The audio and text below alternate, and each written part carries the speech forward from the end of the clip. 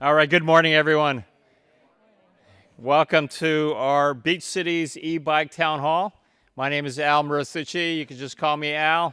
I have the privilege of representing the South Bay in the California legislature, and I want to thank all of you for being here, as well as all of our distinguished panel and speakers today. Let me first start off by saying that this is my 11th year representing the South Bay in the legislature. I wasn't looking for applause, but what I wanted to say was that I've had many town halls, especially in the beach cities, over the years, and this issue of e-bikes consistently has come up at my town halls, especially more frequently as the use and the prevalence of e-bikes have become more common. And so we wanted to, rather than having our separate town halls, we're going to continue to have separate town halls. I know there's a lot happening in the world, and so why are we focused on e-bikes? I wanted to start off by acknowledging that there's been a tremendous amount of interest that I've been hearing from constituents on this e-bike issue. And so we wanted to bring together all of our beach cities. We're very fortunate to have from El Segundo up north to Manhattan Beach, Hermosa Beach, Redondo Beach, representatives from all four of our beach cities here to participate in this town hall. I wanted to give a quick overview. Well, first of all, let me thank all of our partners, our sponsoring organizations for today's town hall. We have, of course, I'll turn the mic over to her in a minute, but Dr. Nicole Wesley represented the Redondo Beach Unified School District. Thank you very much for letting us use your beautiful Paris Middle School gym. We have all of our cities that I've acknowledged already: City of El Segundo, Manhattan Beach, Hermosa Beach, and Redondo Beach, and their police departments. Thank you to the police. I know that the El Segundo police chief is here, and we have officers from all four of our beach cities. Beach Cities Health District, they have their booth outside, but thank you, BCHT, for your co-sponsorship. South Bay Bike Coalition, always a partner on all things related to our that's right, South Bay Coalition. And I want to give a quick shout out. We're going to continue to, I don't see Rabbi Gila Katz here, but we're going to continue to have our annual Julian Katz Memorial Bike Ride, so stay tuned for that on a separate occasion. And last but certainly not least, we have our South Bay Cities Council of the Governments, Jackie Bacharach, representing the South Bay COG. Thank you for your participation in this. We are going to have opening remarks from each one of the panelists, 5 minutes each. And then open it up. We're going to start off with a presentation from the South Bay COG. And we're going to ask all the speakers to focus on these three themes. Number one, what are the greatest challenges or issues that you're currently facing with e-bikes in your community? Number two, what actions or initiatives is your city or school district currently taking to address these issues? And three, what type of support or resources do you need from the state of California to help address these challenges more effectively? After that, we will open it up for Q&A, so I hope that we'll have a robust conversation. And before I turn the mic over to Dr. Wesley, I want to acknowledge all of the elected officials that we have here in the audience. We have our Hermosa Beach Mayor, Dean Francois. Where's Dean? From Palos Verdes Unified, we have our school board member, Sarah Dean. Let's see, I'm going to stick with the electeds here. The Hermosa Beach school board member, Maggie Bove-LaMonica.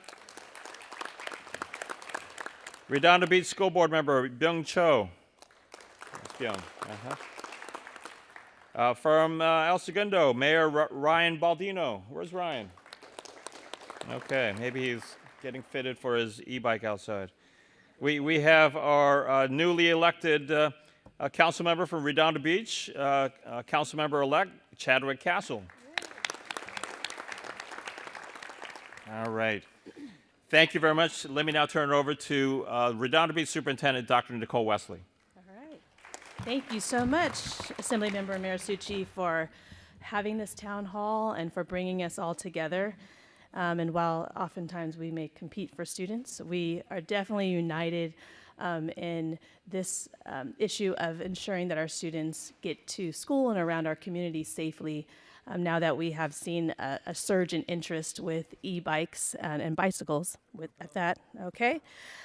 All right, well, again, I wanna just first thank the principal of Paris Middle School, Kathleen Shaw, for allowing us to use this beautiful gym.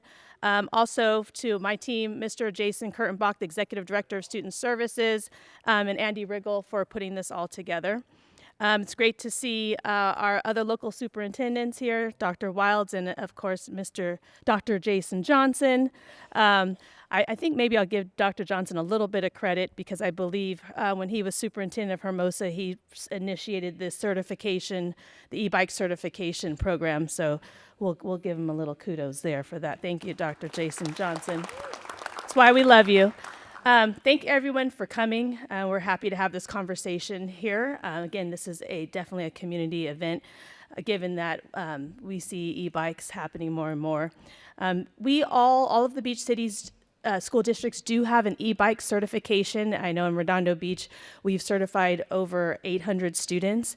In order to be certified, again, modeling after the other two districts, we partner with Pedal Ace and e-bike Sense, and they offer 2-hour certification programs that students complete. They learn the rules of the road, accident prevention, helmet safety, sharing the road, bike maintenance.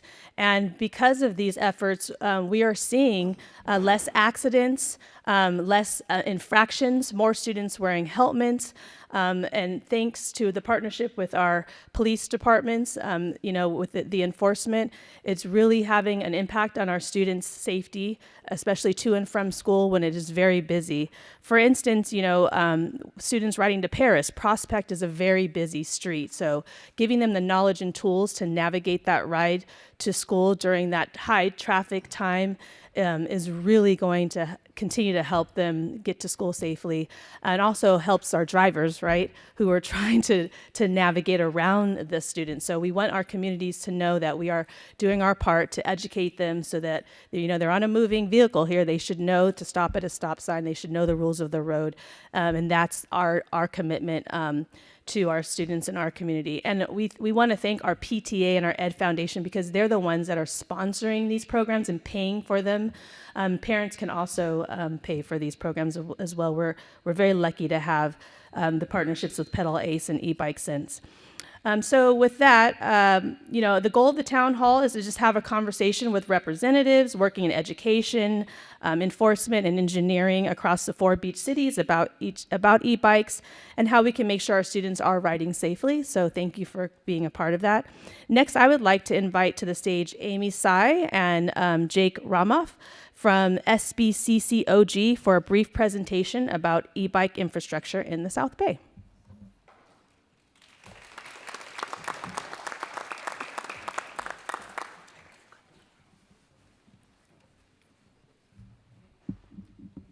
How do we do the...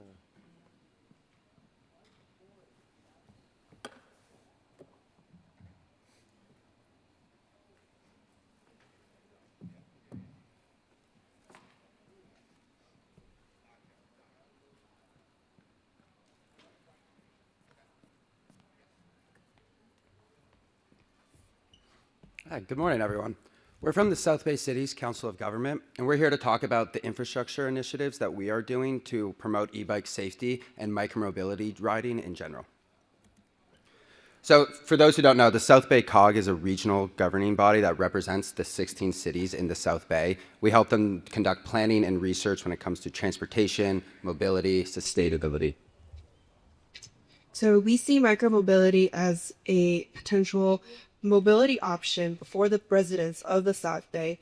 We define micromobility as this umbrella group of vehicles you see on the slide that includes e-bikes, e-scooters, golf carts or NEBs, etc. Why are we focusing on micromobility today is because we've seen that e-bikes have grown in popularity. In fact, e-bikes were the third best-selling EV car, or not car, EV, last year, only after the Tesla. They're zero emission, and based on our transportation research, we have seen that 70% of trips in the South Bay are super local. They're less than 3 miles.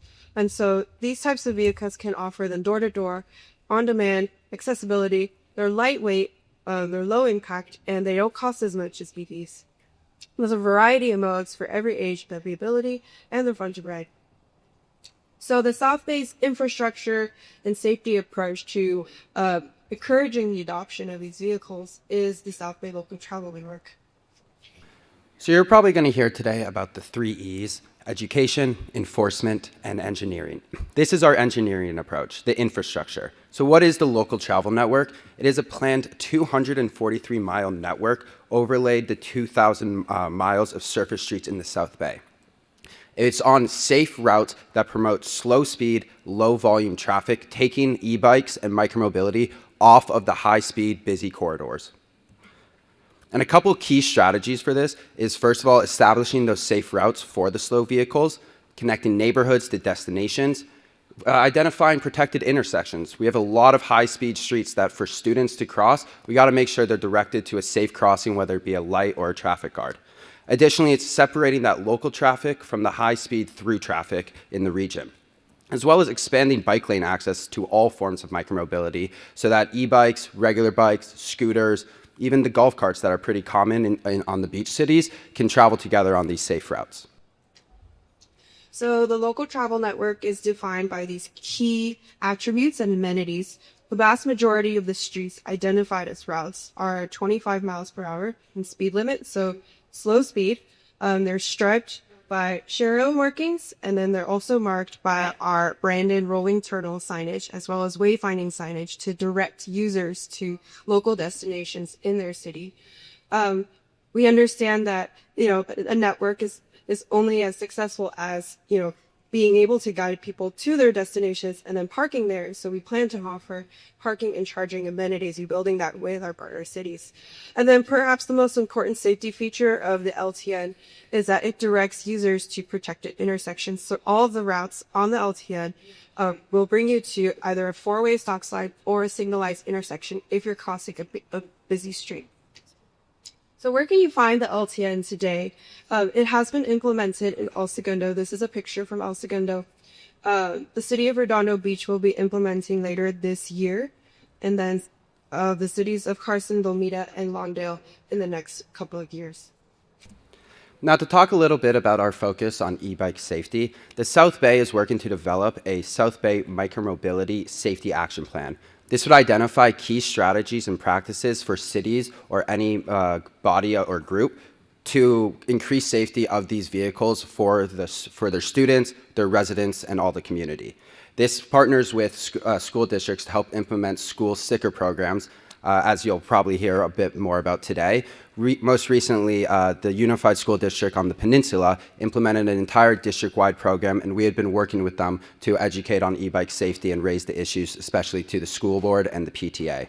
Additionally, the COG will be hosting events like this, micromobility community showcases, where people can come, learn about the proper safety, learn about the enforcement about these vehicles, and interact with the vehicles to find what is right for them so people aren't getting something that doesn't fit their needs and ends up being dangerous. And to that point, it's important to note, not all e-bikes are the same. It's really important to know, especially educating parents as they purchase these vehicles, that, for example, a Class 3 vehicle, you have to be 16 or older. Your middle school student can't ride these vehicles. And if they have things like a throttle, that's illegal in California. And so there's a huge issue with a lack of education around what is appropriate to get your student or your child. So some of the cautions with e-bikes that have emerged as we've been conducting community outreach with the LTN, e-bike safety in general, there are vehicles that are advertised out there as e-bikes, but they are not actually e-bikes. So if the motor exceeds 750 watts, it's not an e-bike. If it goes faster than 20 miles per hour on a motor, That means if you can throttle your way to 25, 28, that is not an e-bike. If it has no pedals or if you can remove the pedals, also not an e-bike. We've also heard feedback from local retailers that many people are purchasing e-bikes online and assembling them themselves and assembling them incorrectly because they don't have the expertise to assemble. And then the biggest piece of feedback we've heard from our safety educators who are here today doing these safety trainings with students is that students are not wearing their helmets correctly. Straps are down here. The helmet can fly off. And so our panel will probably span more of these issues later. So that's just a very brief summary of the local travel network and the work that us as the South Bay COG does. We have a quarterly e-blast called Turtle Talk, where you can sign up and stay up to date with our project updates and also learn about micromobility in general. So there's a QR code, and that was a little hard to scan. But that's it for us. Thank you so much. Thank you very much. And we'd like to welcome back the Assembly member at this time. Thank you.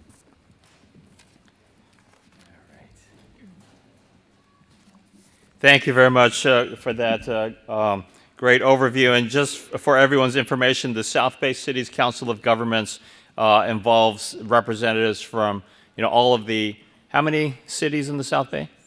16 cities from throughout the South Bay. And so that, of course, involves mayors, council members, as well as city staff from all 16 of the South Bay cities. Speaking of our South Bay cities, I made a mistake and acknowledged Ryan Baldino, but it's actually El Segundo Mayor Chris Pimentel is in the audience. Where's Chris? Oh, there we go. All right. All right.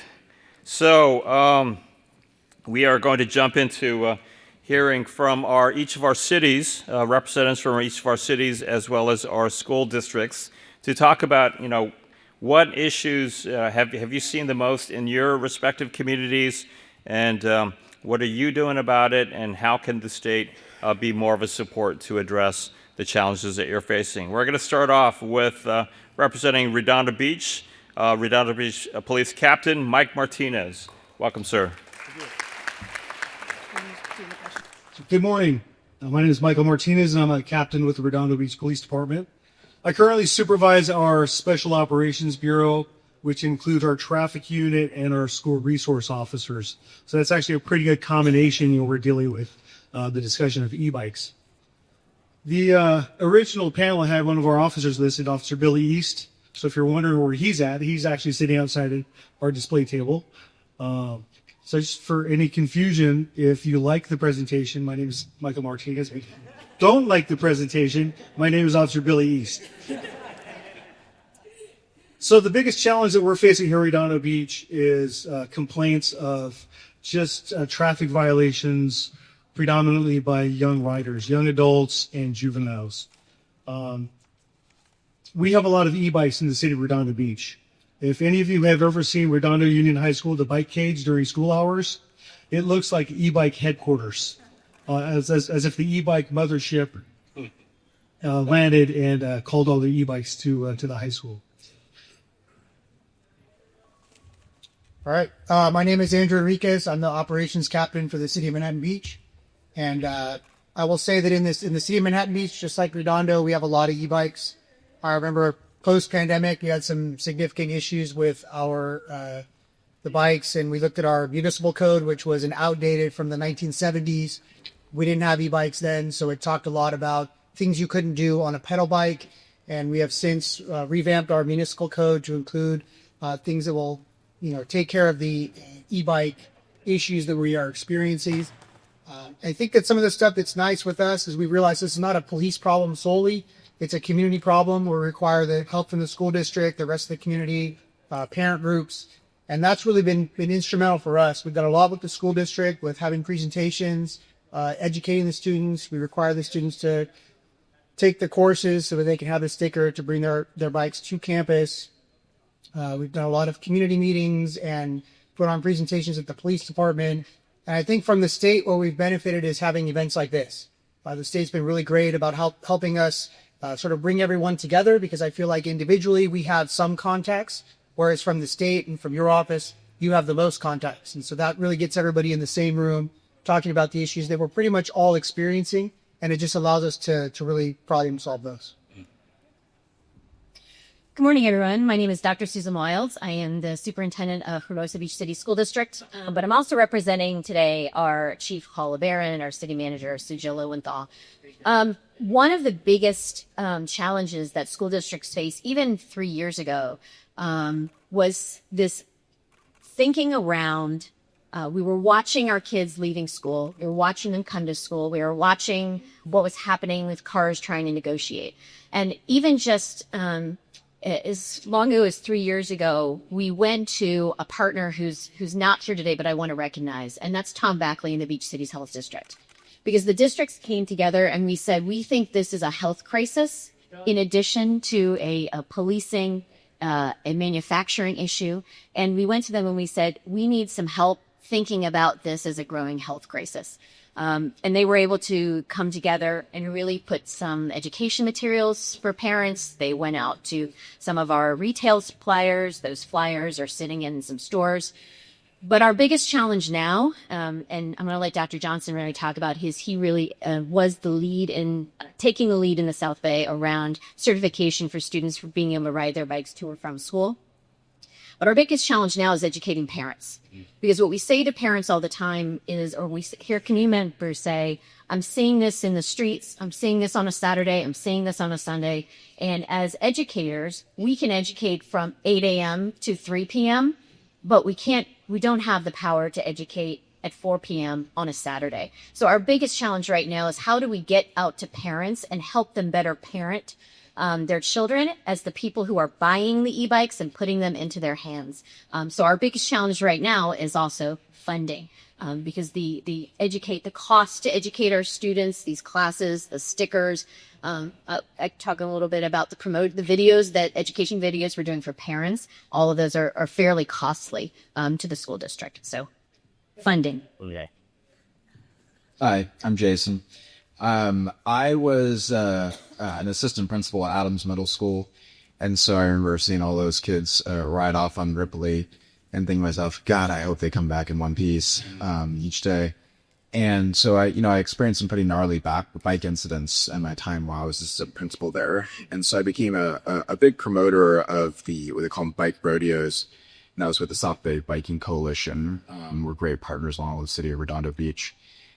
So I became passionate about the issue. I myself am not a big bike rider, but in turn, like these streets are not built for bikes. They were built for probably horse and buggy. And so negotiating them with our students is always sort of like made me nervous. And then when the pandemic broke out, I was in Hermosa Beach as the superintendent. And when we came back to school, I remember my principal called me, it was in the morning. She's like, oh my God, Jason, kids are riding motorcycles to school. There's all these motorcycles here. And so I guess to summarize, like the steps that we've taken, which I'm going to, keep passing credit. Stephen McCall was a board member at the time, and we worked together to try to get ahead of this. But I do think Hermosa was the canary in the coal mine.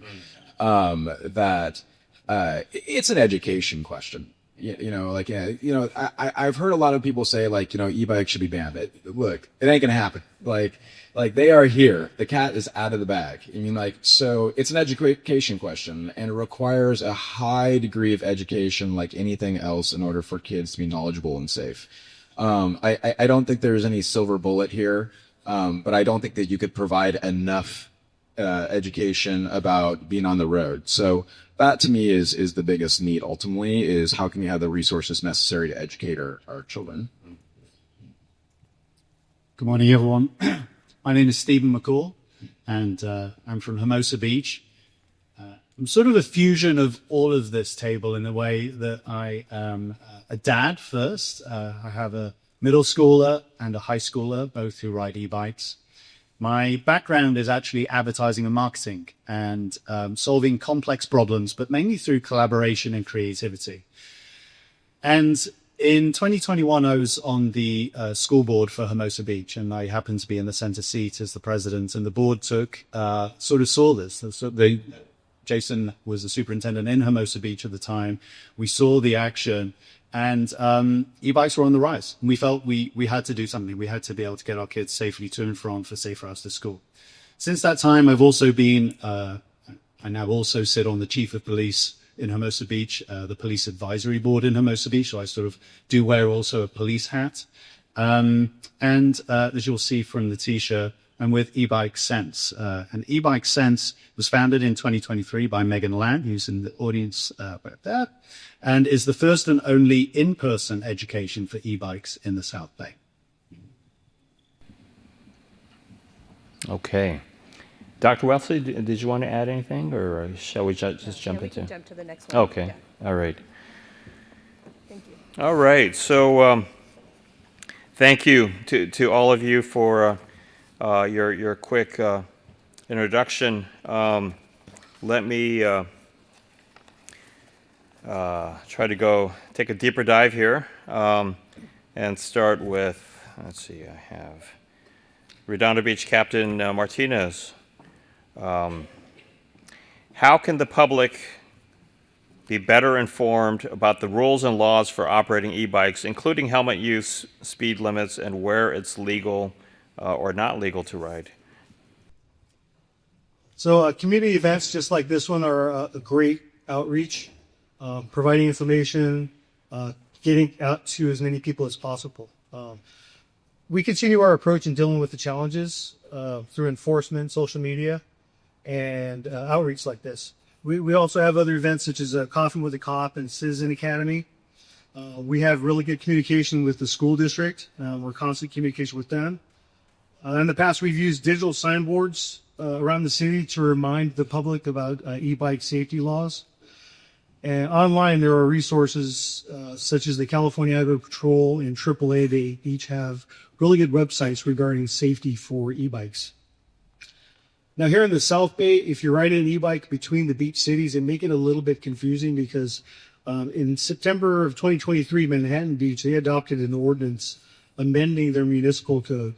They established a speed limit, some safety and operational standards, and locations that are restricted within their city. Hermosa Beach did the same in June of 2024. They changed their municipal code, established some safety and operational standards, and also some restricted areas. So specifically for Manhattan Beach and Hermosa Beach, I would go to their websites to find out the detailed information. Here in Redondo Beach, we determined that the vehicle code, the California Vehicle Code, it already addresses the rules of the road as they pertain to bicycles and e-bikes, so we didn't make any changes to our municipal code. But there are some areas in the city of Redondo Beach where e-bikes and bicycles are prohibited the riding of, but there's signage everywhere. And some of those areas include the pier, where there's signage at entrances on both sides of the pier. It's bright yellow, you can't miss it. Areas on Esplanade where you're not allowed to ride the bikes on the sidewalk, and areas around the high school where you can't ride on the sidewalk. But all those areas that are restricted in Redondo Beach are clearly signed. So for the other ones, the other cities, like I said, I would check the websites for the specifics. The beach cities are very bike friendly. We have roadways designated for bikes. My advice is to always wear a helmet, wear it safely, and to obey the rules of the road. Okay. So, actually, yeah, I think we have, I don't know if you were all given a heads up, but each of you have an assigned question. So I'm going to jump around and ask specific individuals to address the question. But I'm going to, as a moderator, I'm going to try to segue from Redondo Beach Captain Martinez's response to Dr. Wilds representing the Hermosa School District,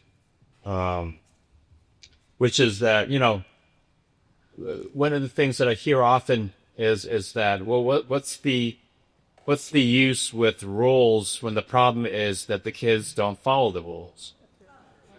And so I think maybe it sounds like it might have been Dr. Johnson, maybe working with Steve McCall and the school districts all adopting this approach. But what incentives, are you offering for kids to be educated, to be safer? So thank you. So the first step is education. So we partner with eBike Sense to provide multiple in-person trainings for students throughout the year. And that allows them to earn a certification sticker that can go on their bike that allows them the responsibility of riding their bikes to school. So what we say to our families and we say to our students, riding an e-bike to school is not a right. It's a responsibility. So once students have taken the course, they've demonstrated their knowledge of safe rules of the road. They obtain the sticker. They're allowed to ride it to school. We have staff members who are at our gate making sure that the sticker bikes are actually stickered as they come in and out of the campus. Additionally, we then wanted to have another step is to layer whole group assemblies to do kind of refreshers and reminders for students. So we really appreciate the work of our police department coming in and reviewing those with our students. And then we've started to layer now, the third step is the idea of diversion. So I really want to thank the Beach Cities Health District because they are experts in this idea of diversion programs. We've been working with them for years through vaping diversion programs, behavioral diversion programs at the Alcove. And now they've taken the step of establishing diversion programs for students who are caught either by the school district or by the police department, who are issued citations for unsafety of the road. Their bikes frequently in Hermosa are then confiscated. They're impounded. The parent and the child have to come and pay a fee to get the bike out, and then they will be enrolled in a Saturday in-person diversion class. The goal is to make it a little bit painful, for lack of a better term. And then for us in Redondo Beach, the idea of how are we best educating families of what they need to know to parent an e-bike rider. It's very different than parenting a student of just a self-propelled bike. They need to know things like just basic helmet. So when the child is leaving your house, what to look for to make sure that the helmet is applied. So we want to thank Megan and we want to thank the chief for being stars in our parent education videos. And they're 1 minute, they're 60 seconds, they're little pieces of nuggets of information that we're pushing out to parents. We push it out proactively, but also when we find their child violating those, we push that out and we make the parents rewatch these videos as well.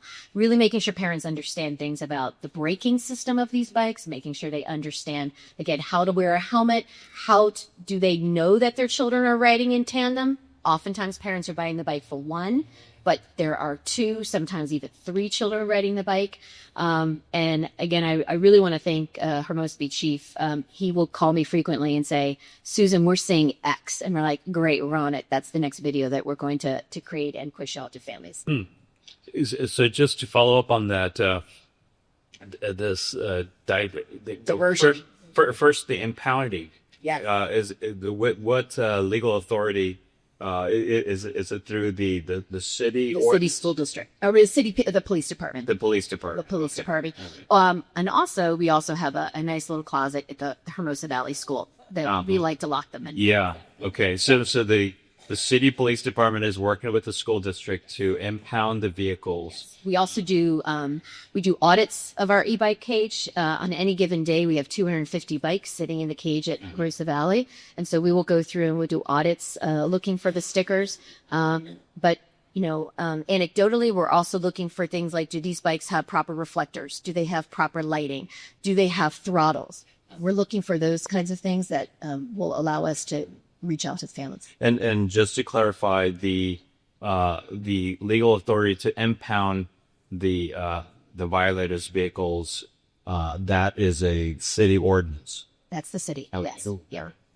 If they've been oftentimes, and I can let the police can speak better to this, if they've been cited. Okay. Just for Redondo and Manhattan Beach, since we have our police departments, do you have similar ordinances in your cities? In Manhattan Beach, we do not have a city ordinance that allows us to impound the bicycles. We rely solely on the vehicle code. That's a vehicle that, for instance, your Talarias or Cirocs that are not actual bicycles, e-bikes, they are actually electric motorcycles. We do impound those when they be ridden on the street. Okay. How about Redondo? The San Redondo Beach, we're impounding the electric motorcycles, but not the e-bikes. Okay. All right. Yeah. So if there are Redondo or Manhattan residents in the audience, perhaps you can petition your council members to look to Hermosa as a potential model. All right. So let me next turn to back to Manhattan Beach Captain Enriquez. Are there plans to require e-bike riders to pass a safety test or obtain a license like motorcycle riders? We talked a little bit about the safety education that school districts, like I know Redondo also has the stickers, but Captain Enriquez, what about this? Requiring e-bike riders to have a license? So I think that the short answer is no in Manhattan Beach. And to expand on that a little bit is mostly because Manhattan Beach is 4 square miles. So you have generally 2 miles that somebody's riding through. And by the time they're out of Manhattan Beach, they're in Hermosa, Redondo, El Segundo. It would be very difficult to figure out who is a Manhattan Beach resident and do you have a license to operate a bike in Manhattan Beach, or are you from one of the other beach cities where you're allowed to operate it there, but you're not allowed to operate it here. It would be a challenge for, one city to require that, which I think is why we've all taken the approach with the school districts, at least to get it. If you want to ride your bike to school or have your bike on campus, let's start with that, where we actually, we have a little bit more teeth. I think it would be something more of a statewide initiative if they want to start requiring these bikes for you to have some sort of a license to operate them. The manufacturers of these bikes will require some serializing of the bikes themselves. If you want to require people to have to license these similar to a vehicle, if you want to put on some sort of a required safety course that, similar to getting your driver's license or your permit, I think that's what we would have to do. And that would be more of a statewide initiative, and it would be individual cities. I think here in the beach cities, as everybody sees, we all work very closely together, but for everyone to have a separate rule would be really difficult for all of us from an enforcement standpoint. Sure. Yeah, that totally makes sense, and I know that point has been emphasized to me as a state lawmaker. Why don't we have a state law requiring a license or some safety instruction? Let me just quickly address that point. So there was a bill a few years ago that was proposing a license requirement for e-bikes in 2023, the statewide e-bike driver's license program, and the bill basically died in the legislature. The basic reason why it died in the legislature, I see some thumbs up, but the reason why it died in the legislature is tied to that first presentation that you heard from the South Bay Council of Governments, which is that e-bikes are seen as a cheaper, cleaner, more accessible mode of transportation for people. I mean, just think about all the car trips that are saved from all for all the soccer moms and soccer dads, where the kids are riding their e-bikes instead of their parents having to drive them to practice or to games.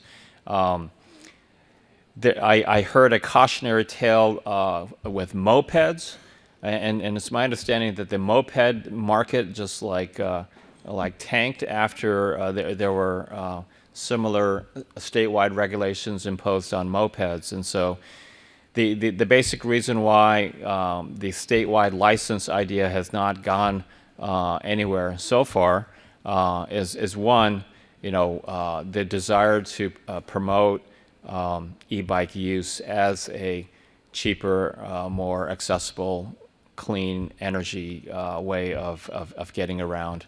To try to help with traffic, try to get less car trips on our local roads. So, and we can talk about that, follow up on that with when we get into our Q&A. But let me turn next to El Segundo Superintendent Dr. Johnson. Should there be age restrictions and mandatory classes for minors to operate an e-bike? Yes. Yes. I do want to say something though, because to me, I spent those, particularly in Hermosa, but I spent a lot of time, working with police on the question of enforcement. That limiting young people on e-bikes is not going to stop bad e-bike behavior, because the majority of bad e-bike behavior is done by adults. Where over 18 is where you see high speeds, which is the question. When we think of the difference between a bike, which were socially or acceptable, it seems, and an e-bike, it's the difference of speed. That an e-bike can reach speeds that are much higher than a regular bike can in certain areas. And so in turn, when strand enforcement, for example, the complaint that you hear is about high speeds on the strand. So I sometimes hear a lot of echoing of, these kids on these e-bikes, and it makes me kind of laugh because just with my own eyes, I see, adults driving very recklessly on e-bikes and in cars. I just really think that some of the focus needs to be about a community of safety holistically, and less so about how can we get these kids off of e-bikes. Do I think that there should be a mandatory age? Yes. If I had to if someone pinned me to the wall and said, what is it? I don't know. To me, I don't really like seeing elementary age kids on e-bikes, so it's probably, somewhere at middle school, where, e-bikes, are, I think should be allowable. And the reason, and yes, I do think there should be mandatory classes. That's why we didn't wait for the state. We just did it. And I do worry that sometimes the onus is put on local police enforcement to fix this problem while parents continue to buy their young kids e-bikes. So to me, it's a community question. And one of the things that we did is, we really emphasize, slow down Hermosa. And I think that, that you don't have to be on an e-bike to be driving your bike too fast, or your car. So, our roads are not meant for this high level of traffic. These towns were built in the turn of the century, 1900s. And so in turn, we just have to drive safer, period. That's a community question. So, I think I don't know if you can necessarily rule your way or create rules to get to where we need to go. Okay. That means a consequence of a late start. You want to? Sorry. One of the other things is, the unintended consequences of the pushback to a later start time at school is that a lot of families have to go to work and their children aren't driving age. And so what's happened, and that's, I know we saw that at Redondo Union High School, you suddenly have an 8:30 start time for high school students. Well, parents don't have the ability to drop off at 8:15. They've got to get to work. And so their solution were these e-bikes, which seems like a really good idea. If you're a parent, you have to be at work by 7:30. And same thing at middle school. An 8 o'clock start time has had some unintended consequences. So it's how do we understand that it is providing a service for families. Mm-hmm. Okay. And before we turn the mic over to Stephen, I just wanted to add that there was another bill that proposed a ban on e-bikes for kids under 12. And that bill also died in the legislature. Just a quick additional point to appreciate some of the challenges of making statewide policy is that, this e-bike problem or e-bike challenges are largely seen as problems limited to affluent communities in the state of California. Given the expense of e-bikes, you don't see a high level of prevalence of e-bikes in most communities throughout the rest of the state of California. In fact, if you look at all the bills that have been introduced, they're from South Orange County or Marin County or so. Just to give you that perspective. I couldn't, we have superintendent meetings. And we're talking about all of our e-bike woes.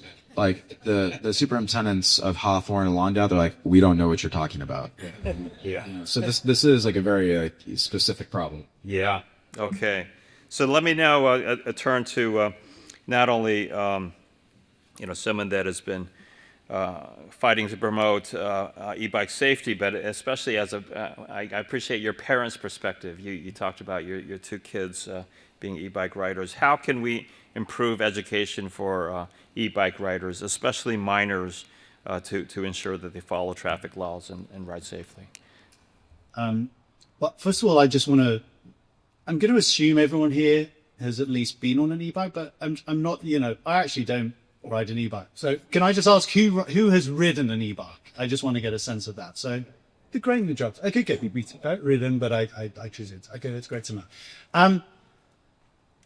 I'll take a moment. I didn't cover the sort of challenge and opportunity in my last one, so maybe I'll do that and then lead into education, because I think it's sort of one and the same story. And I think you're right. As someone who sort of is a dad first, but also school board member and on board of police, etc.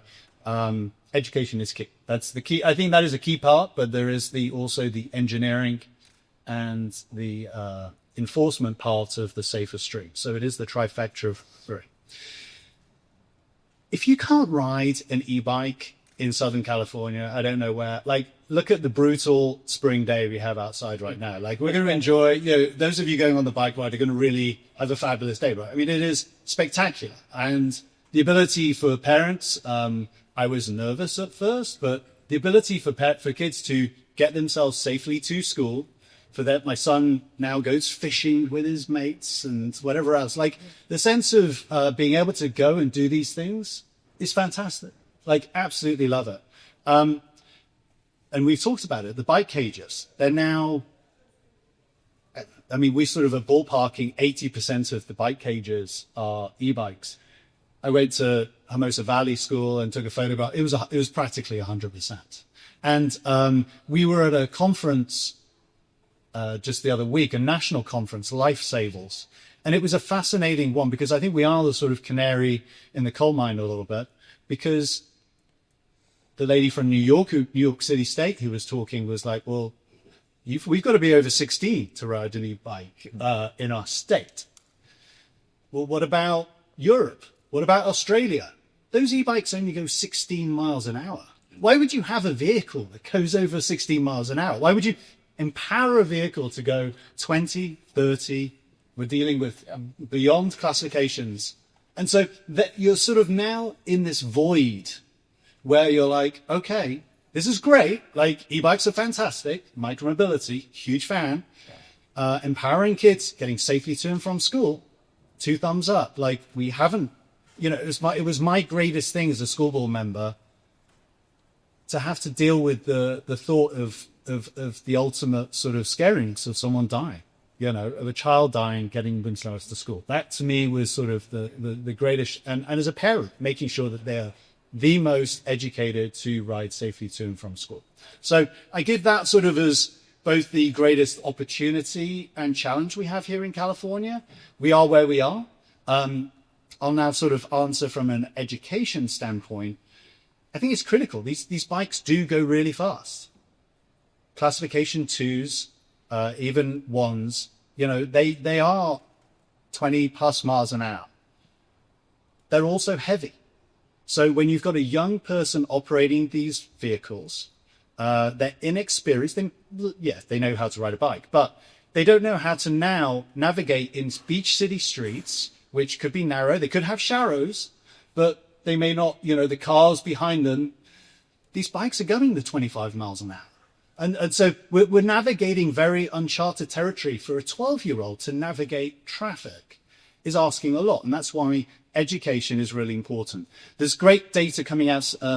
Is it Senator Mim study that there's going to be data, hopefully, to support this, or at least sort of know where things are at. Obviously, the numbers are quite small because of the amount of the growth of e-bikes. But I think my hypothesis is that accidents are on the increase with e-bikes, and the threat of the young person with getting a traumatic brain injury is high. These are vehicles moving fast in traffic, and that's a big threat. So, we're seeing it with e-bike sense. Megan did a training the other week. A young child, she fitted his helmet properly. The following week, it's sad to say, he was in an accident. He actually doesn't remember the accident. We've got a photograph in our presentation, which we feature this.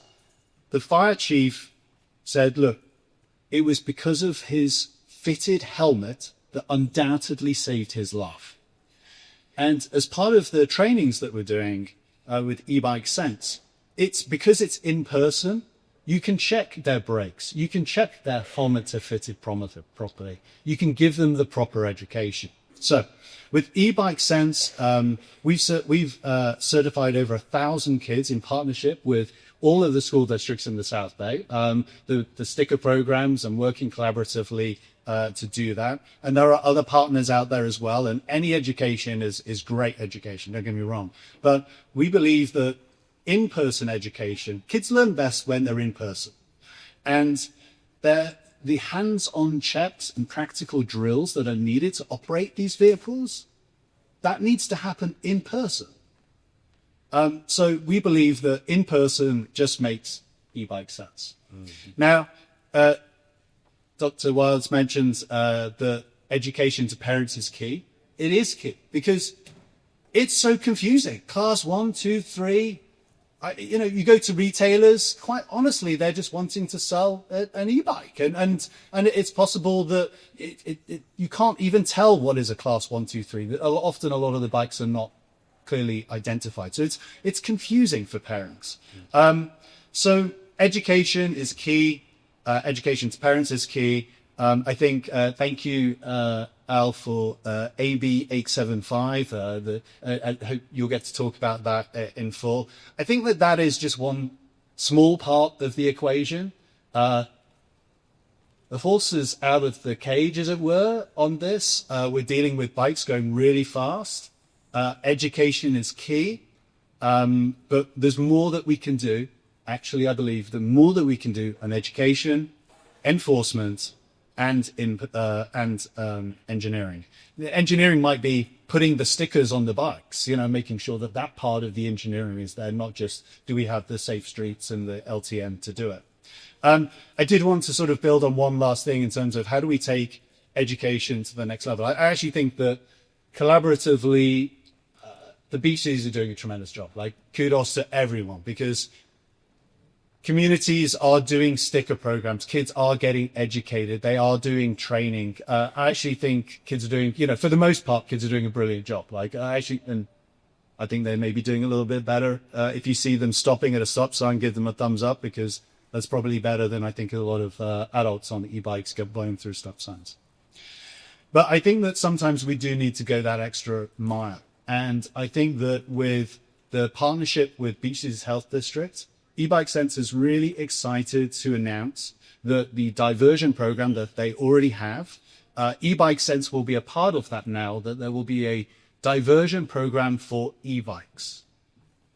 Now that's key, because there's, if I take these sort of marauding kids of e-bikes throwing eggs or going over speed limits or on unregulated motorcycles, there is now a solution in place where cities, whether it's through vehicle code or municipal code or schools, if they need the support for these children to then have call it either a fix-it ticket or a positive behavioral intervention, they have an opportunity to go to All Cove, have the diversion. There will be in-person training through e-bike sense, where they will be properly given the hands-on drills, educated, and we believe that that's going to be a key part to solve things at both ends of the problem. Okay, thank you. Stephen mentioned a bill that I've introduced to try to address the issue of e-bike safety, and that is Assembly Bill 875, which would basically, I'm working with the California Police Chiefs Association on this bill, but it would give law enforcement the clear authority to impound e-bikes for the illegal e-bikes. And so Aaron Forberger is my Capitol staff. I think he might be outside getting our e-bike ready, but he is the staff person working on this bill. And so if anyone that wants to talk about more details about the bill, please talk to myself or to Aaron. Before I open up for Q&A, wanted to give our law enforcement officers an opportunity to address. So I think a lot of us we've seen, the kids. Well, Dr. Johnson's point, not just kids but adults. Speeding on sidewalks or popping wheelies, on roads. Why can't the police just catch those bad actors and punish them? Well, I think partly because we're not everywhere all the time. We do rely a lot, and especially I know in Manhattan Beach, someone will tell us hours after the fact, well, I saw this and I didn't want to bother you. We are in the business of being bothered. We want people to call us. We have someone working all hours in the day, all days of the week. It's a 12.5-hour shift goes by really slow if you're not actually responding to calls or going out to find work. So for us, that's the biggest challenge, is telling people to call us. And I know it may seem frustrated because you call and you get a dispatcher that asks you a bunch of questions while they're sending messages or information to us, and it sometimes feels like nothing's being done.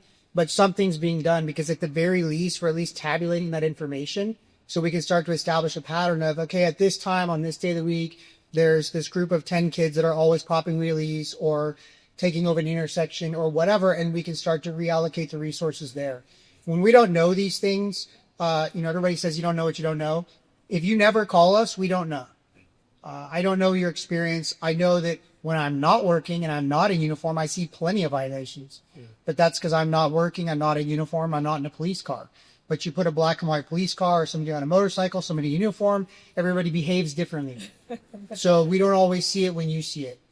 We are trying our best. We do, in our city, we do monthly directed enforcement details that don't solely focus on e-bike violations. It's all traffic things that we keep track of on a board in the traffic bureau.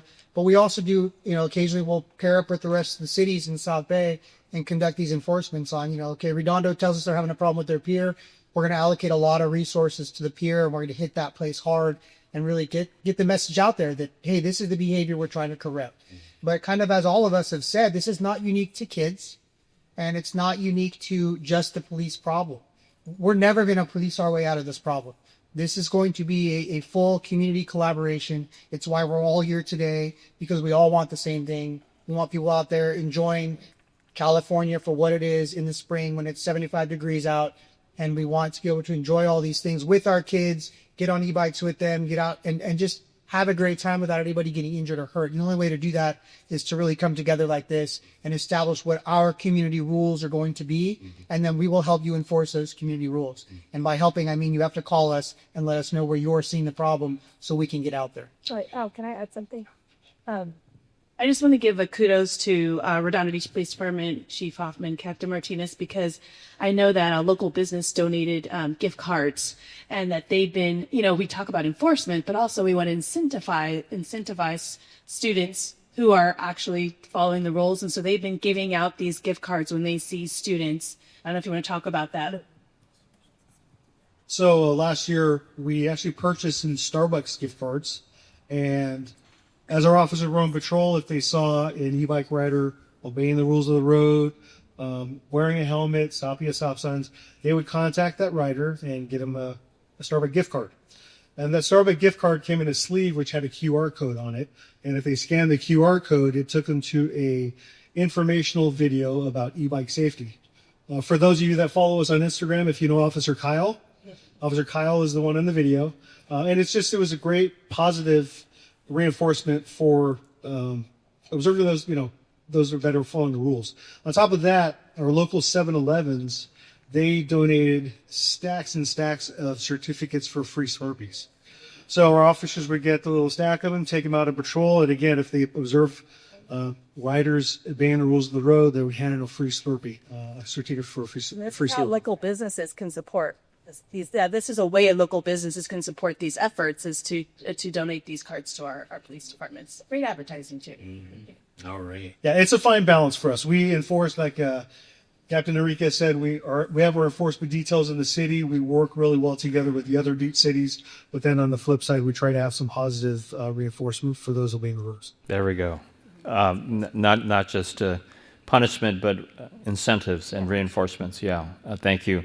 Last question before I turn it over to the audience, like either maybe more so for Manhattan Beach, but I think we all recognize that all of our police departments are operating with limited resources, limited number of officers. You have to focus on the most serious and violent crimes. But like, for example, does Manhattan Beach like occasionally have like officers on the Strand to try to send a message that So Manhattan Beach is unique to everybody else because we have a separate area where people can walk and rollerblade and skate. People still rollerblade, skateboard, ride roller skates, and then we have the bike path.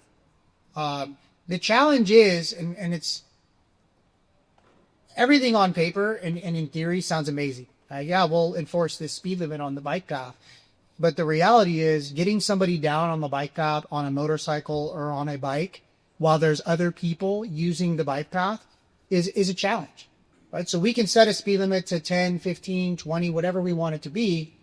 Well, I know people on road bikes that are going faster than the speed limit is set, and that's not an e-bike, right? I mean, 35 years ago, I got pulled over in Hermosa riding my beach cruiser too fast on the Strand.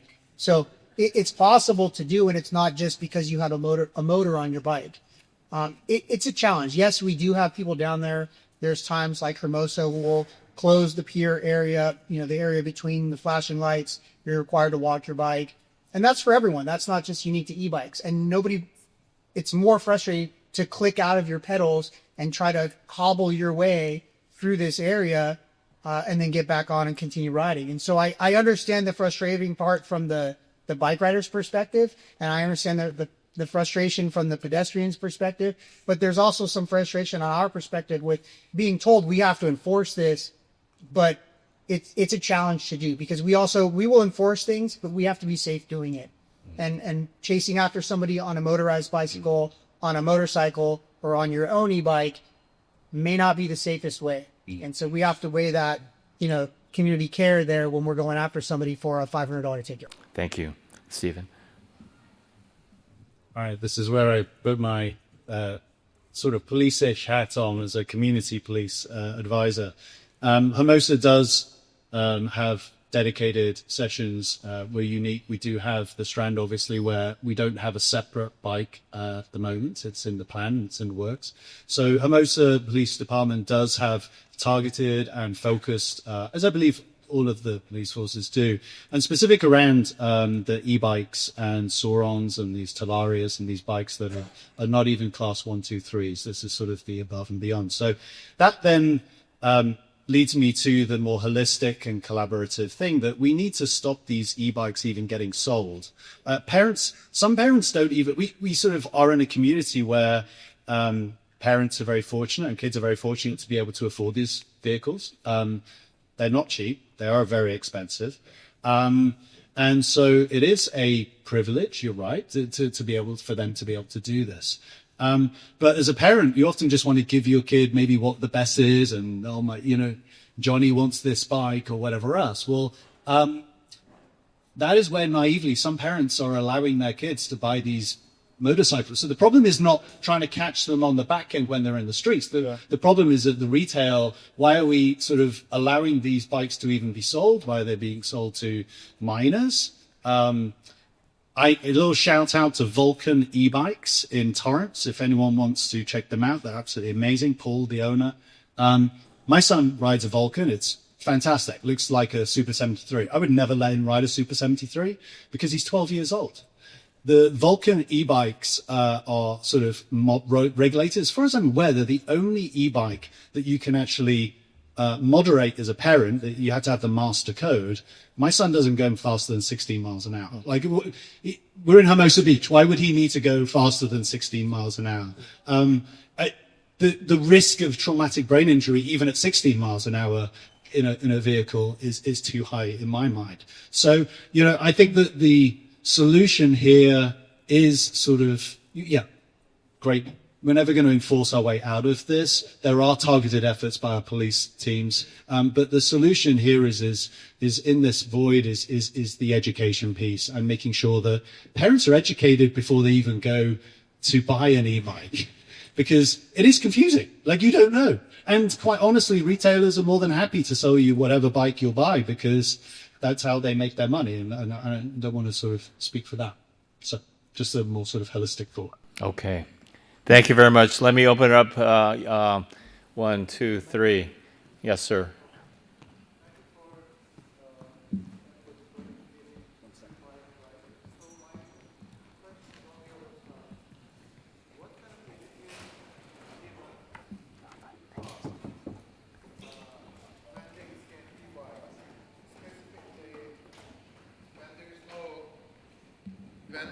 Okay, when there is no e-bike road on the side, for example, and I see quite a number of car owners, they do not know e-bike was give the right to take the road, portion of the road. So that's a big problem I see in certain cases: flipping, shouting, swearing, and multiple times I experienced that. And it could be at the harassing level. What kind of public education are given to the public? Whose responsibility is that? Is it DMV, police department involved, the flyers, some other ways? Just like, that's a big problem as well. So you're talking about like public education for sharing the road? Is that your? Yeah. Okay. Yeah, so I think there's several things, right? How many of us have something to do right after this? Right? We schedule our days like, the minute you wake up, you have something to do, you got to get to something until you fall asleep, and then you wake up the next day and you're go, right? And we're pushing this onto our kids. I mean, your kids play multiple sports and you're just go, right? So we're all in a really big hurry to get places, and the traffic's getting worse and worse. We're driving bigger cars that are more insulated so you can't hear the outside noises. The rules have never changed as it comes to sharing the road with a bicycle, right? A bicyclist can ride to the far right side of the road, on the road with the cars where the cars are driving. The problem is we're all getting frustrated because this person going 30 miles an hour when I can drive 35 is slowing me down, and I'm going to be late for my next appointment, which is going to offset me for the whole day. And so the problem is on the driver. Slow down, right? The speed limit in Sepulveda in Manhattan Beach is 35 miles an hour. I challenge anyone to sit out there for an hour and find one car that's going 35.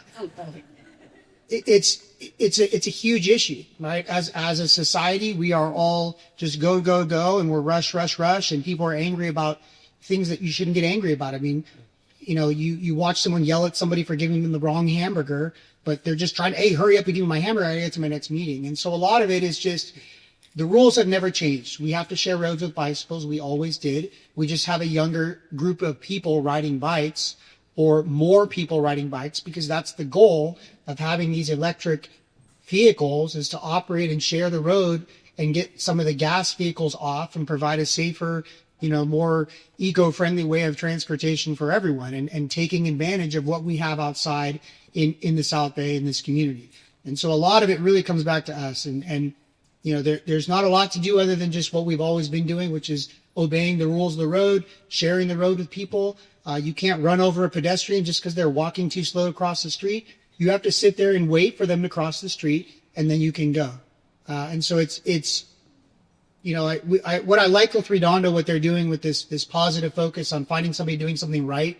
Whatever you think about the most is what you're going to see. Right? I don't ever see a purple car until a call comes out and I'm looking for a purple car, and then suddenly everyone's driving a purple car. So if you focus on kids riding e-bikes horribly, that's what you're going to see. If you're focused on people driving poorly, that's what you're going to see. But if we focus on people driving properly, then maybe that's what we're going to see. And so I think together as a larger group, we just need to focus on things that are more positive and what we want to see. And that's what we're probably going to see. There's always going to be that offshoot anomaly, but really we need to get back to being a community, like a real community, and solving this problem together. Okay. Yes, sir.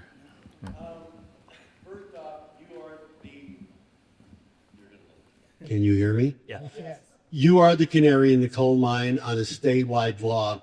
You shouldn't be apologizing for coming from an affluent area, because what's coming from us is going to end up in poor communities because there's an aftermarket for these bikes. So they're going to be having the same problems we are. This is a statewide DMV problem. Giving out cards for good behavior, I've never gotten one for driving my truck for good behavior. So the focus is, officers, it's on enforcement. The bikes need to be licensed, not just whatever you put the sticker. Those need to cost $100. There should be a number on the back of the helmet that you can report.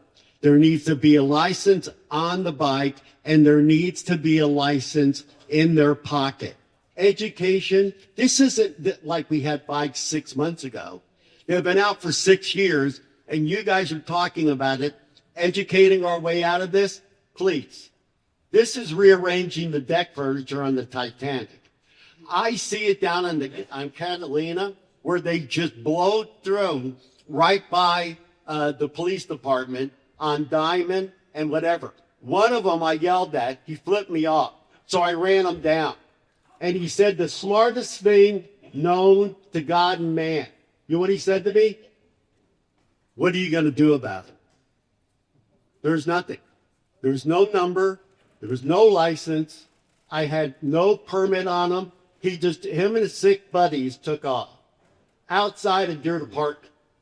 So the thing is, I'm a Vietnam vet, and we used to suffer from a thing called bulletproof.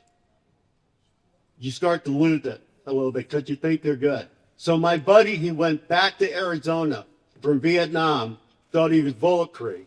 And unfortunately, he got killed in a car accident. After a year of being with me in the infantry, dodging bullets. We are going to have blood on our hands, and if we don't already, because we're not trying to be the good, jolly officer, but we need to enforce it. Kids need to lose their bikes. And it should cost them a couple $100, their parents, to get those bikes back. You start that, and then they're going to be telling their buddies, hey, we got to slow down, we can't run through this. And we get a chance to go ahead and save their lives by turning them in. I'm not trying to be a jerk. I don't want to be the curmudgeon, even though I sound like it. But it's time for us to step up and be the adults and care enough about them to say no. You should handle it. Okay. All right. Just to give as many people as possible a chance to speak, unless someone is dying to speak. Okay. Let's turn it over to ma'am. Yes. I'll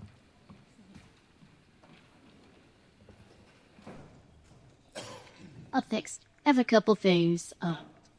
There was an accident right in front of my door with kids that were on. The Torrance police had to respond because I'm on the opposite side of the street. But these kids admitted they were talking to each other, riding. One of them was on the road side of the street, and they knocked over this musician motorcyclist. And the kid had what apparently maybe a little concussion. His dad finally came and got him, but they were probably 16. So you know why the insurance companies charge you so much more for a license or to insure your child who is under 26 years old? Who knows why? It's because their frontal lobes are not developed yet to have them use common sense and their executive function, which is planning and realizing what can happen from their behavior. A 12-year-old does not have anything like a frontal lobe developed. And those are the kids that have like almost hit me when I'm walking, jumped out just yesterday, across the crossing guard and just across the intersection when the crossing guard was telling people to stop. So that was in elementary school, I believe.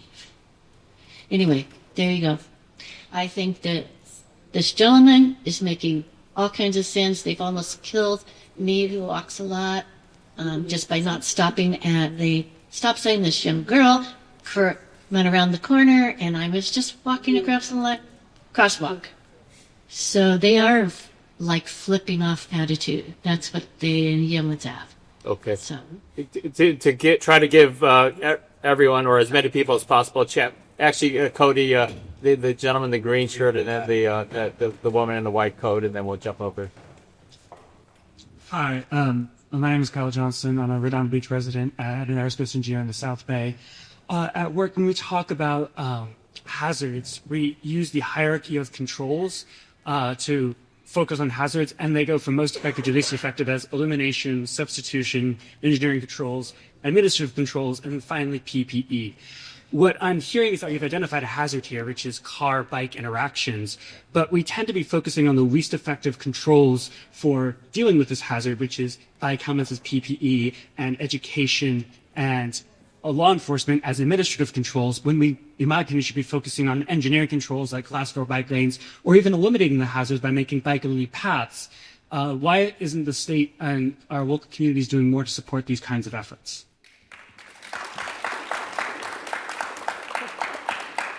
I mean, yeah, I'm happy to talk after, but I want to give everyone a chance to express their thoughts and feelings. So the woman in the white coat here.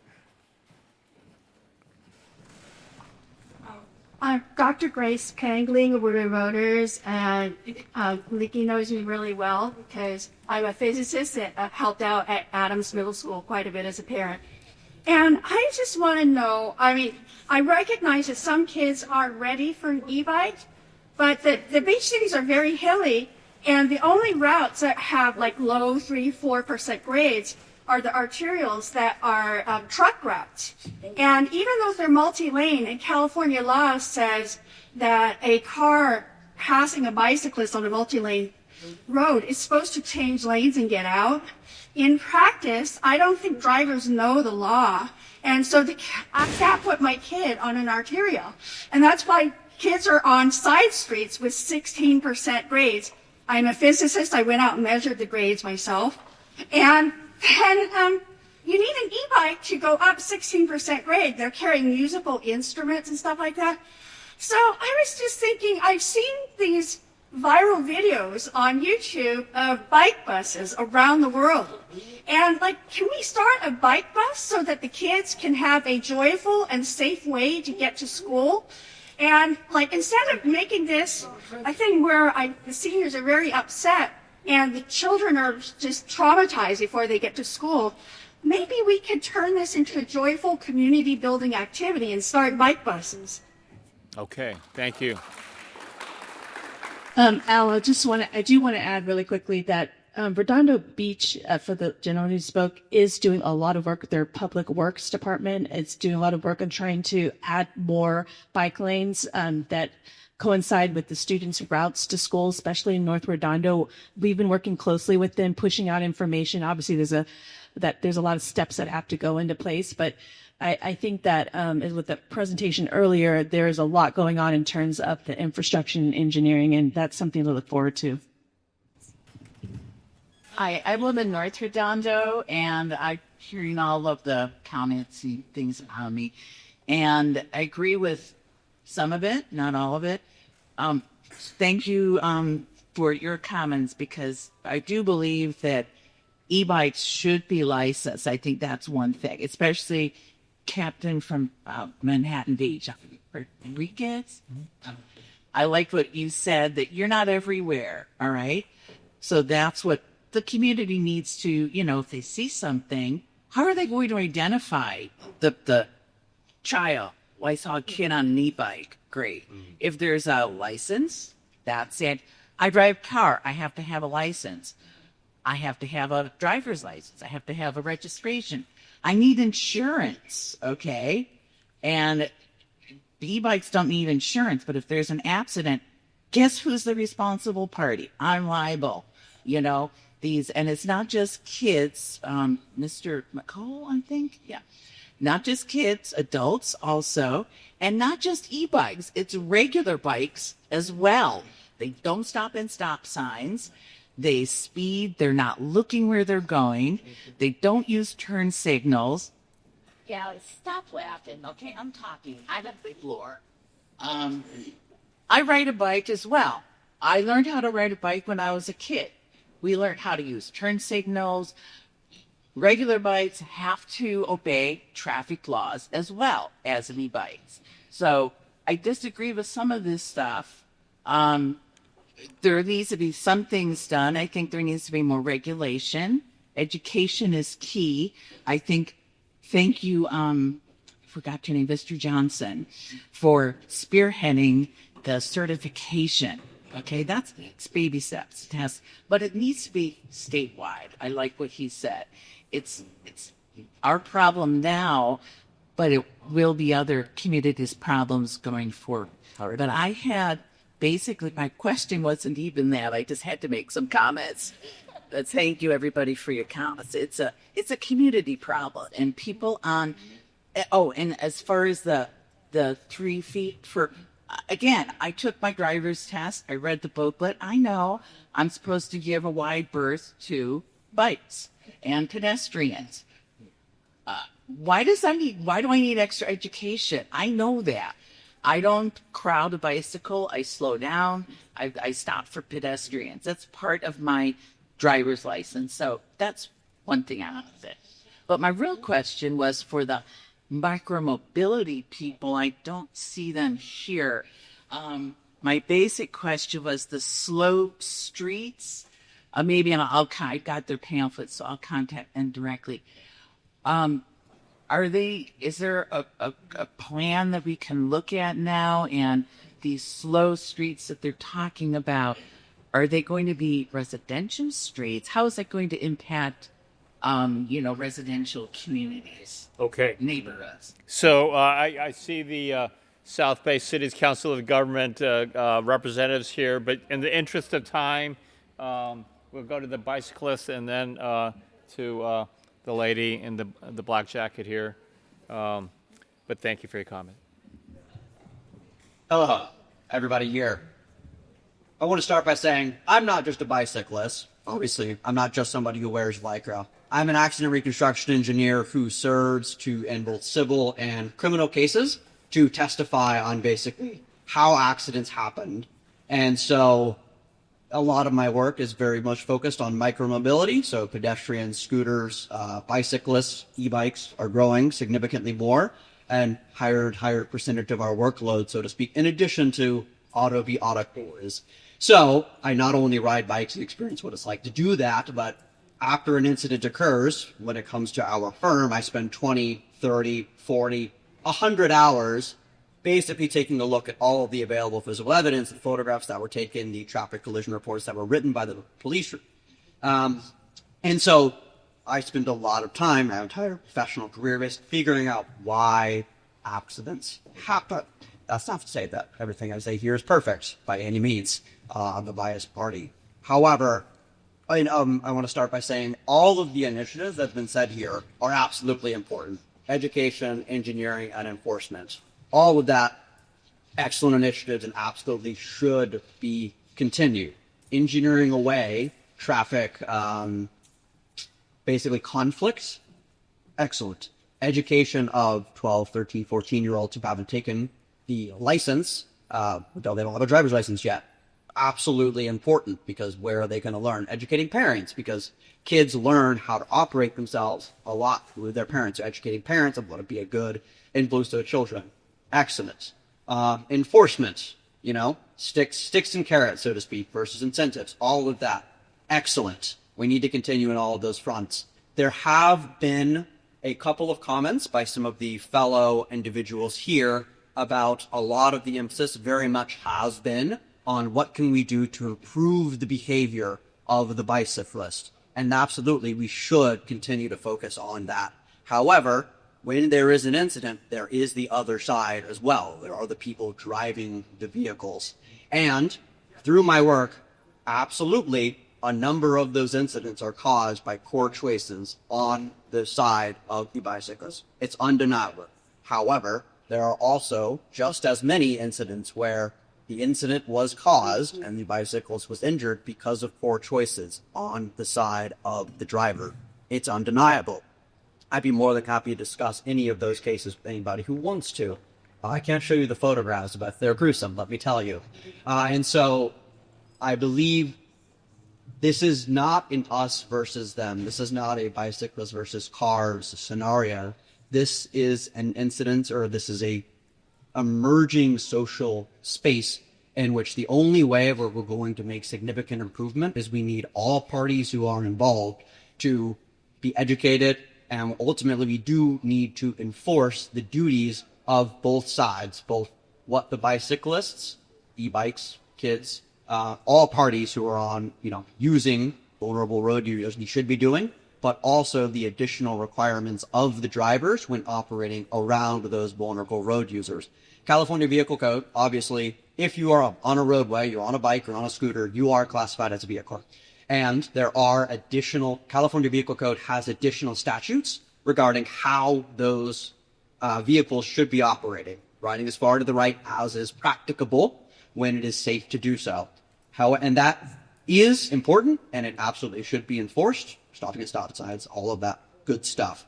Critical. However, I'm going to ask you to wrap up. Yeah, California. I'll be very short. California Vehicle Code also has additional statutes on how vehicles are supposed to operate. As this lovely woman indicated, yes, 3-foot law and additional statutes regarding vehicles need to move into the number 1 lane as required for law when you're on a multi-lane roadway. And this second aspect is certainly something that I believe is underrepresented, both in drivers and police officers. I've had interactions with a number of police officers who do not understand or simply do not know those California Vehicle Code requirements. And if the police officers and the drivers don't know the vehicle code, they cannot, and they don't believe they have to follow it, even if they don't know it. How are they going to follow it? Okay, So, thank you. Thank you. Let's stop.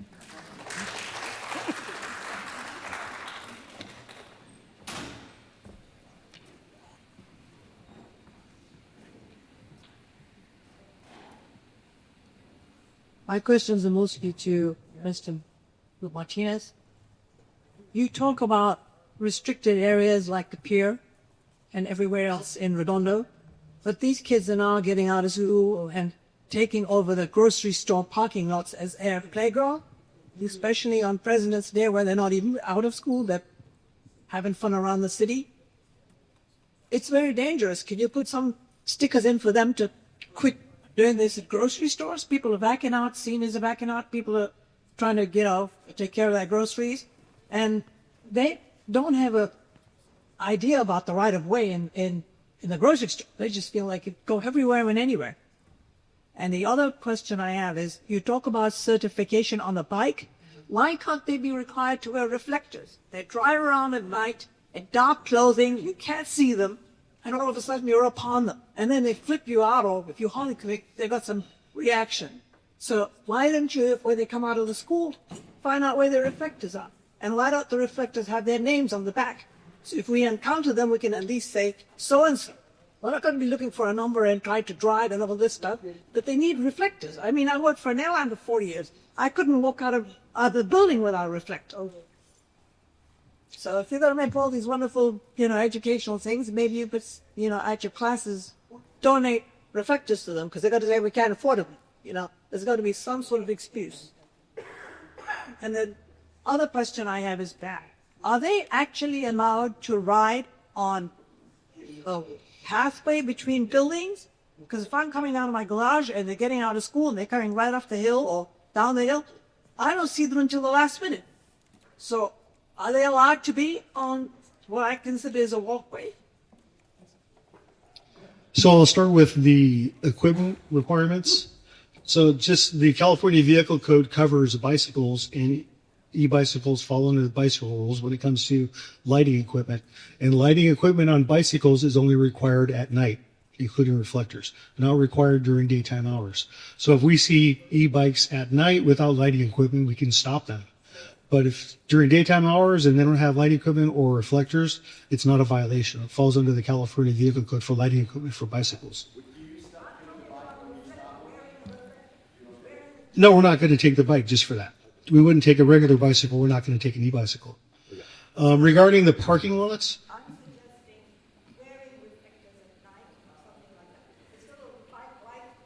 well, at night they're required to have lighting equipment front and back. So regarding the issue with the parking lots, that's all private property. So we can't regulate a private property unless we get a call or a complaint from someone at that property.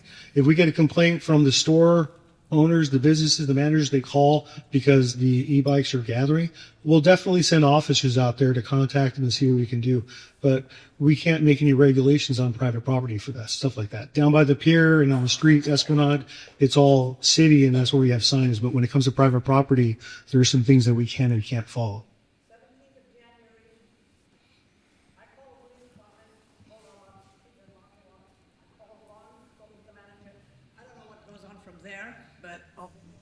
I think I did my part, but if there's an accident between a driver and an e-bike, the driver is the one that's going to be charged by insurance. I don't see how these people are going to be able to get away with being hurt by a car if it's their fault. So a lot of this, we're talking about enforcement earlier. We do a lot of enforcement. We're not going to enforce our way out of this. A lot of this begins at home with parenting. The parents, oftentimes, they'll buy these e-bikes for their children and just kind of send them on their way. You know, parents need to educate themselves on their kids' ability to ride a bike, whether the bikes are street legal. They need to talk about them about safety, and it all starts at the home. We can only do so much enforcement, but there has to be things at home. They have to get some information from parenting. No, but I'm telling you that we're not going to enforce our way out of this problem. It's just not going to happen. I just want to add kudos to Manhattan Beach for passing these out. Now I'm in Redondo, but again, this costs money. So donate to our Ed Foundations because that's who I'm going to hit up to see if they'll pay for it. We hear the frustration. And again, as school districts, we're not state officials that are going to create laws. And kudos again to Al, who's really trying to get this conversation started. And we do communicate with our families. And so it's great to hear the frustration. We will continue to communicate with our families. We will continue to do our best to educate our parents and include about even shopping during the holidays. So I just want everyone to know that I don't want us to leave with this negativity and frustration. We sense it, we hear it, and this is how we solve problems, is by hearing these frustrations, and we will continue to do our best as a community. I think kudos to all of our cities for taking the lead and really being proactive before the state jumps in. And you can always reach out to the school principals. We tell our principals as well, if you can identify, if you take a picture even and send it, we will do our part. But I'm saying we will do our part. And please understand that we're here to listen and try to be problem solvers so that we can just save one kid at a time, one driver at a time. And I think this is the best way to move forward. Thank you. I'm sorry, ma'am. You'll have a chance to talk to us individually. Though I think we're 15 minutes. We're 15 minutes past our scheduled time. I know there are other hands up. I'll be sticking around, but we did have a e-bike ride that we've planned and organized thanks to the South Bay Bike Coalition. You know, for I've never had an extended ride on an e-bike, and so before I start proposing regulations, I want to, make sure that I have a better idea of what we're all talking about. Want to thank all of our speakers. Let's give them a round of applause.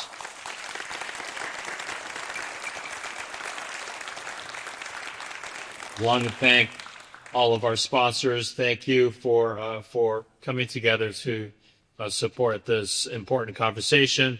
Last but not least, I want to thank my staff, Chloe Tachibana, and my entire staff and volunteers and interns.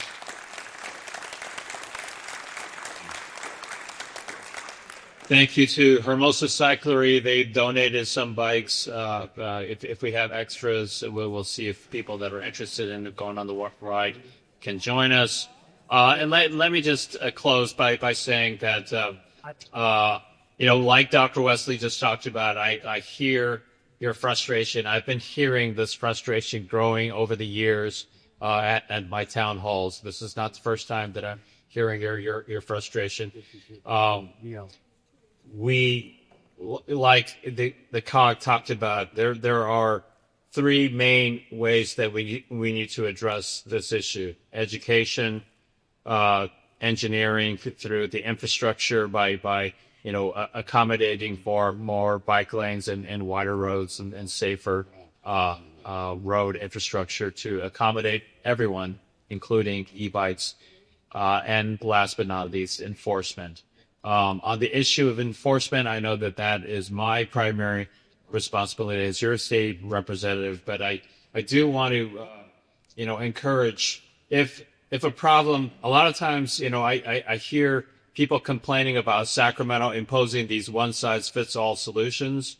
And so to the extent possible, if we can address it at the local level, we heard an example of how, Hermosa Beach has a local law to impound car or vehicles that parents and students or parents and whoever else is involved need to go through an education program in order to have this diversion, to basically get their bike back without any criminal penalty, at least as a first step.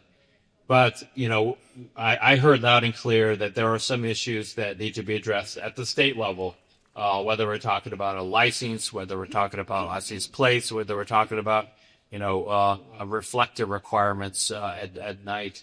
And so those are all ideas that I will take away from this town hall for further, to continue the conversation. I encourage you to get in touch with myself, my staff, as we will continue to work to address your interests as well as your frustration surrounding this issue. So thank you very much to everyone for coming.